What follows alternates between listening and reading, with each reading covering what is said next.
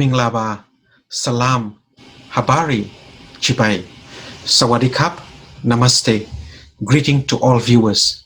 My name is Bwe Thay. I'm a passionate advocate for human rights and multiculturalism. I wear many hats. I'm currently a commissioner at the Victorian Multicultural Commission, the Migrant Programs Coordinator at Swinburne University of Technology, the Vice President of the Communities Council on Ethnic Issues, Multicultural Ambassador for the Mental Health Foundation of Australia. In addition to this, I am part of many grassroots community organizations. Before proceeding further, I would like to start off by acknowledging the traditional custodians upon the lands where I'm joining this conversation from, and I pay my respect to their elders, past, present, and emerging. I would also like to thank MacRob for the kind invitation for me to present on the theme, Shape Your Story. I sincerely hope that by the end of my presentation, you will get to know more about me and understand what shaped my story. I had a very simple upbringing, nothing extraordinary. We did not have much, but I have happy memories of my childhood. I was content with life. Of course, life was not the easiest, growing up in a country ruled by dictators, crippled by greed, corruption, and mismanagement. This environment in my country of birth led me to becoming a displaced person, stateless. Despite all that have happened, I don't see myself as a victim, but as a survivor, and this is one of the sentiments that I embed within my advocacy work. Refugees are not victims, they are survivors. If given the opportunity, they participate and contribute to society. If we look at the new and emerging communities across Victoria, we can see numerous examples of former refugees making valuable contribution to our society in Victoria. Looking at the attributes which assist someone to survive the experience of being a refugee, there are many parallels with the attributes required to succeed in almost any field. During my time in a refugee camp, I had the opportunity to work with many passionate educators to establish an educational college within the camp, the Leadership and Management Training College. It was our dream to give the young people the foundation they would need when eventually being resettled or returned to homeland safely. Many of the alumni have become heavily involved in community development work. Those who have been fortunate to resettle have gone on to have amazing careers in a variety of sectors and countries. This demonstration of the power of education has played a big part in my career direction. After being resettled in Australia, I pursued my own education and have spent a number of years working in roles which promote the life-changing benefit of education to migrant communities, broadening their horizon and helping them to amplify the contribution they make to Australia. Giving people a wide range of options to shape their own story and to be part of a vibrant multicultural Australia. If there is one thing that has inspired me and kept me going in some very difficult times, it is hope. A belief that there is something I, as an individual, and collectively with like-minded people, can do to make a difference. A belief that something marvelous can come from adversity and overall optimism. I always had a strong urge that if given a second chance in life, I would do everything in my capacity to be of service to the community and make contribution in any way I am able. This goes a long way to explaining my advocacy work and many of the cause I am committed to. I see life as a journey. There are good times and difficult times. times I often just want to wake up from, or times I felt like giving up. But as a dreamer, I never gave up. Reflecting back, I can only humbly say things happened for a reason. Every struggle gave me a purpose and a reason to live. Due to the struggles in my early life, I used to dream of a life where I could achieve my full potential, something we might consider normal in Australia, something my own children now take for granted. Till today, I still call myself a dreamer, even though I could not choose or control the aspect of my life in the past. I never gave up dreaming. The struggles in life has given me strong conviction not to take anything for granted. A good friend of mine once told me, "Bwe, never shy away from hard work.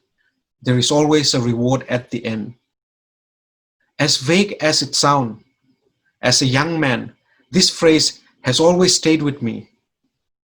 This was also where I drew my principles and outlook in life.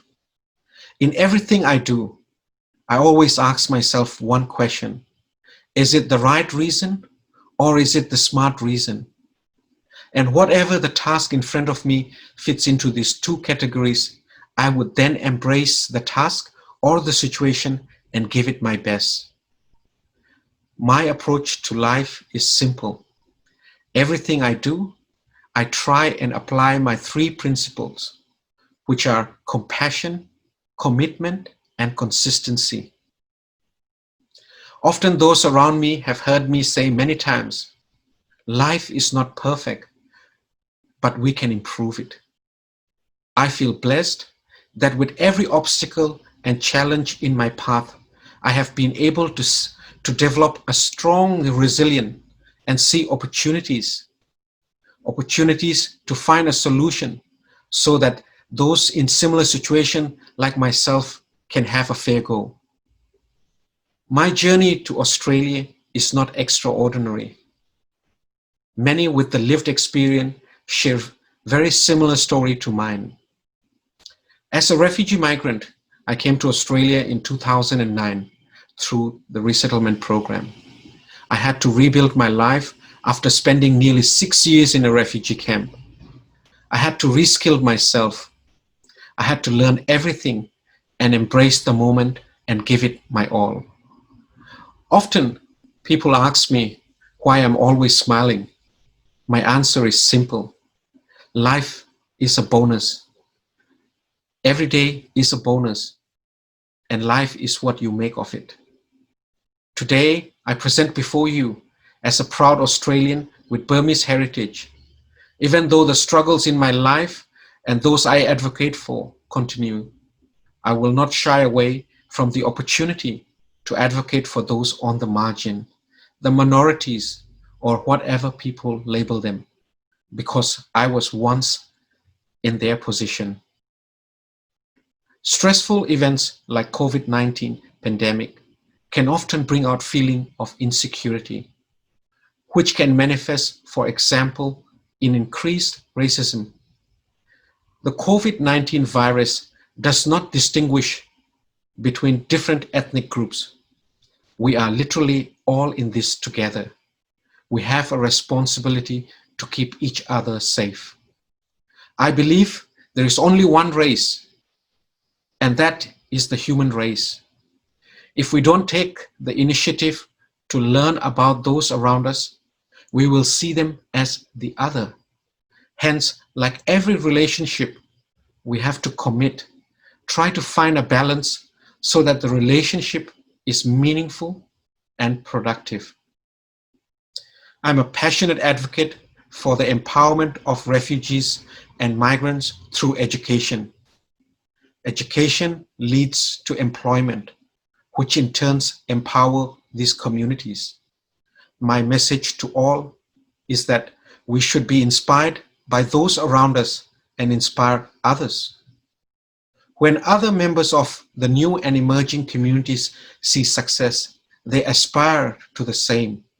This generates its own momentum, A critical part of this to me is developing the next generation of community leaders and advocates, be this through formal development programs or individual mentoring.